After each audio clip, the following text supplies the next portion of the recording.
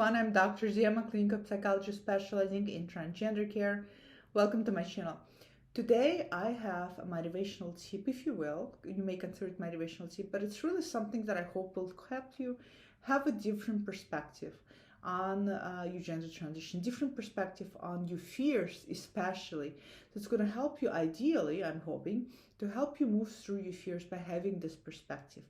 This is something that I read a while back that helped me tremendously combat a lot of my fears. And yes, I have my fears just like you do. And it could be, usually it has to do with fears of how others might see me. For example, wanting to write a book and being afraid of people criticizing it, or maybe afraid of starting YouTube channels such as this one. And yes, I was afraid before I started for the fear of what people are going to say. So there's always fears we have that tend to hold us back from doing that which we very badly want to do. So I'm hoping that this perspective is going to help you out today.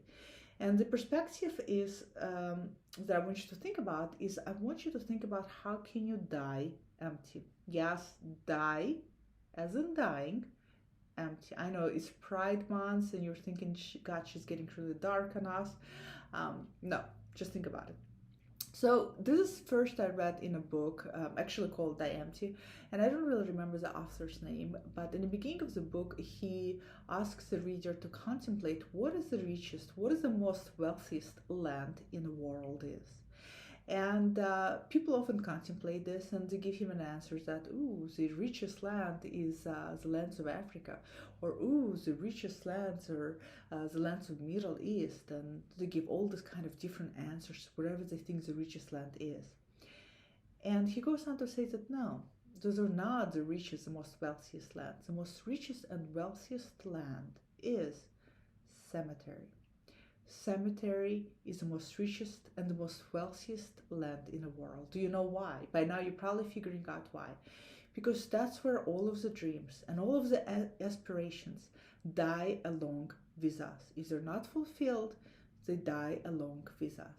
And I know that a lot of those aspirations have to do with who we are. For a lot of you, those aspirations could be being your true self, being your authentic self, living your life in the gender that it really represents and really expresses who you are. For others, it could be dreaming about starting a new career. For somebody like me, it is writing a book. For somebody else, it is starting a completely new project. For somebody else, it's having a child.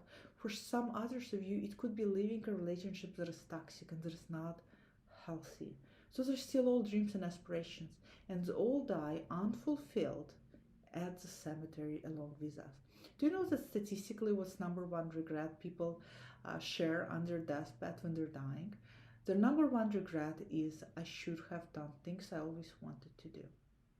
In this case, for all of you who are listening to me, the number one thing you want to do is you want to be yourself. Now, I know that a lot of you are in different situations. You're in different parts of the world. You have different circumstances around you. Some of you have less things accessible to you. Some of you have less resources accessible to you. So how far you can take your authentic self is going to vary drastically from one person to another. But I still sure as hell want you to try. I want you to learn how to die empty. How to die empty instead of dying full, carrying all of those things along with you. And I'm right there with you. I also want to learn how to die empty. I don't want to die full. I don't want to take all of the things, all of the dreams with me. I want to give them a shot. I want to see how they're going to pan out. I want to see how they're going to play out. Don't you want to see how your life pans out, living in your true authentic gender? What does it feel like to really wake up in the morning and walk out and just be you? Just be you, without that feel of dysphoria buzzing inside of your head. What does that feel like? And that's what I really want for you. And this is where the concept of dying empty comes in.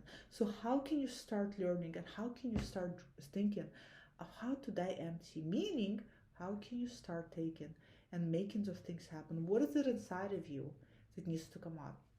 For some of you, it could be something as small as coming out to your partners. It could be coming out to your family. For others of you, it could be just acknowledge things that you need to transition, that you need to start hormones. And for some of you, it could be that you need to have some surgery, some gender related affirming surgery. Everybody's going to be different.